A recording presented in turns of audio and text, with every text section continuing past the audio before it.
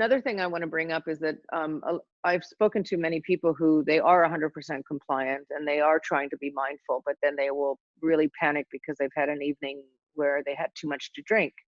I was coaching somebody who was on this for 3 years and everything was perfect. He had the perfect, drink decrease and keeping drink log every week for 3 years. I mean, and then, rolled around and he had a really heavy drinking day and then another one.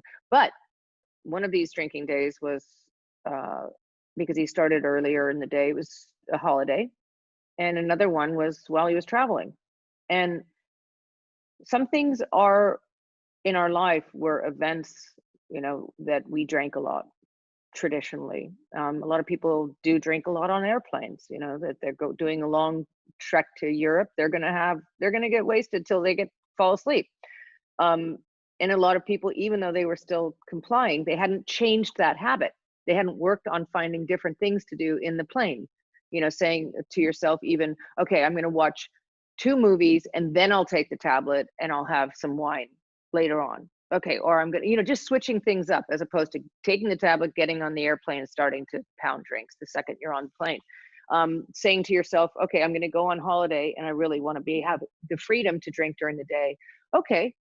But why not say, 2 of those days you're going to explore where you are and you're not going to drink during the day. I mean, it's all about making conscious decisions and choices.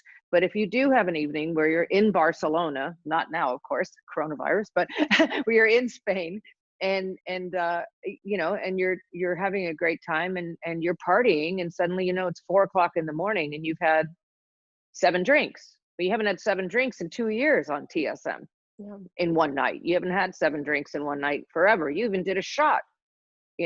Doesn't mean that that it's over and that it's not working anymore. It just means that was an anomaly. It was an event. It was a party. And once again, we always talk about this. Ask yourself, before the addiction crept in, did you ever have an evening or a day when you overdrank? Was it New Year's Eve, Halloween, whatever? So it's all about really looking at it, saying, okay, I definitely complied. I'm not trying to drink through the medication. I was just having a good time. And I had more drinks than I normally would. That's fine. As long as it doesn't spiral into a binge or you didn't continue drinking the next day, hair of the dog, all that kind of stuff, then it's okay. But once again, it starts with compliance. Yeah. And it's like lesson learned. We're like, okay, now I know next time I'm on a plane, like, just like you were saying, okay, maybe I need to make some planning around it where I'm not going to start drinking right away or things like that. It's also the element of the freedom of it. That's the thing, is people are so blown away by the fact that they can drink. I have people who've been in AA for 7 years that suddenly try TSM because they're dying from the cravings. They're white knuckling every day. This is not the life that they want to live. I had one young lady who said, I'd rather die than have to go to an AA meeting every single day because I can't stop thinking about alcohol. That wasn't her. She wasn't comfortable in her own skin.